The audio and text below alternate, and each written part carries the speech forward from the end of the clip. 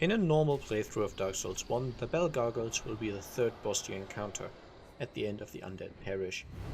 They represent a substantial increase in difficulty and will take more out of the player than any previous encounters.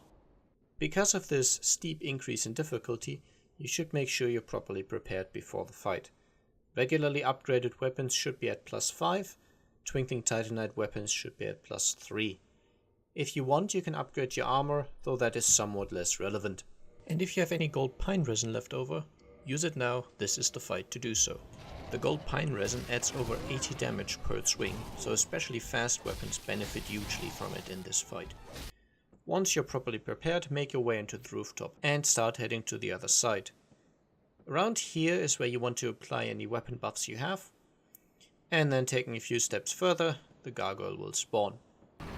The first gargoyle spawns with 1000 hit points and will exclusively use physical attacks during the first phase.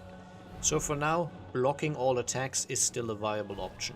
I would still recommend sidestepping and dodging his attacks, because that gives you a much better opportunity to counterattack, but if you really want to use a shield for this fight, you still can.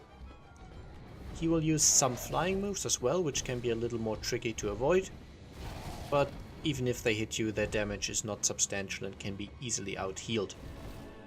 This is the first boss whose tail can be cut. The first time you do this in each playthrough, you will be given the Gargoyle Tail Axe. On subsequent attempts of the boss, the tail will grow back, but you will not get the axe a second time. You can however still cut the tail. This will prevent the boss from using the tail for certain attacks, and it will also give him a knockback and a brief stagger, which you can use for strategic purposes. Once you've damaged the first gargoyle below 60% health, the second one will spawn. He's somewhat damaged, so he only starts out with 480 HP. From this point on, both gargoyles are able to use a fire breath attack, though the second one does it far more often than the first. The first, however, also gets a flying fire attack, which has quite a bit of player tracking, so ideally you want to lock off and just run in a straight line, and you will be fine avoiding that. You can still block those fire attacks if you like, but unless you've got a shield with high fire resistance, a substantial amount of damage will go through. So I would strongly advise not blocking it, instead running around it. Especially the fire breath attack has a very lengthy animation, which means if one of the gargoyles initiates it, you've got quite a long window where that gargoyle cannot move, so you can either damage him if you got around to him, or you've got an opportunity to strike the other one. If you do want to block, the Dragon Crest shield from the Valley of the Drakes is probably your best choice. At this point the battle is all about staying calm and not getting stuck in a corner. Especially these little corridors to the side of the other end of the boss arena can become death traps if both gargoyles are still alive, because they will use their fire breath attacks continuously and it can be very difficult to get out of these corners, if at all. In this phase you also need to be extra careful not to fall off the arena, because there's now two enemies attacking you and you need to dodge both of their attacks. It can happen quite easily that you fall off, so be careful and try to stay in the center of the roof so this doesn't happen to you. If you're still struggling with the fight, the game helpfully provides two NPC helpers that make the encounter quite trivial. Firstly, there's Knight Solaire. His summon sign appears right here. If you have previously spoken to him before the Hellkite Bridge and you've agreed to cooperate with him.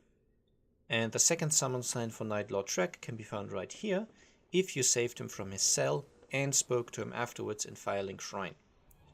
Summoning one of these phantoms will make the fight a lot easier, because you share the aggro, so you don't have two enemies on you at all times. They also deal a substantial amount of damage, and while they do increase the boss's health a little, this does not counter their usefulness.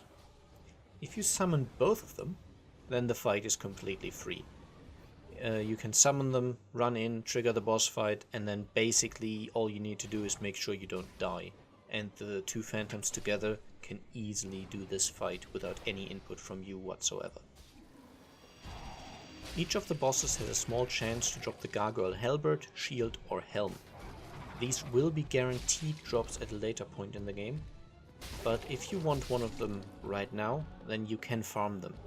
You do this by entering the boss fight and only killing one of the two gargoyles, doesn't matter which one, and then reloading your save or just dying, thereby resetting the boss fight. Since you haven't killed both enemies, the boss fight doesn't count as finished, and when you re-enter it, both gargoyles will be back. This way you can farm these items as much as you like. The gargoyle halberd is probably the only really useful item out of the three, but if for some reason you want 10 gargoyle shields, this is a way to get them.